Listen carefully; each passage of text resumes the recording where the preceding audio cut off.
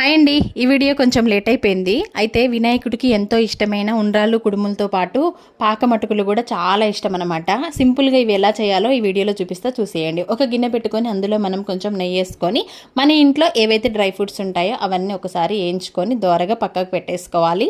ఇవన్నీ వేగిన తర్వాత పక్కకు పెట్టుకున్నాక అదే గిన్నెలో మళ్ళీ కొంచెం నెయ్యి అయితే యాడ్ చేసుకొని ఇక సన్నగా తరిగి పెట్టుకున్న కొబ్బరి తురుమైన కొబ్బరి పొడైన ఏదైనా సరే అది కూడా వేసుకొని మంచిగా నెయ్యిలో వేంపుకోవాలి. అందులోనే ఇలాచి కూడా వేసుకొని కొంచెం బ్రౌన్ కలర్ వచ్చేదాకా వేంపుకోవాలి. ఇది వేగిన తర్వాత తీసి పక్కకు పెట్టుకొని ఇక బెల్లం అయితే కొలత అనేది ఏముండదు, మన టేస్ట్ని బట్టి వేసుకోవాలి. ఎందుకంటే పాకం పట్టం కాబట్టి ఈ బెల్లం వేసుకొని నేనైతే ఒక కప్పు బెల్లం వేసుకున్నా. అది కరిగేదాకా ఉంచుకొని లాస్ట్లో బెల్లంలో కొంచెం నెయ్యి కూడా వేసుకొని దించేసుకొని శుభ్రం చేసి పెట్టుకున్న అటుకులు వేసుకొని కలుపుకోవాలి.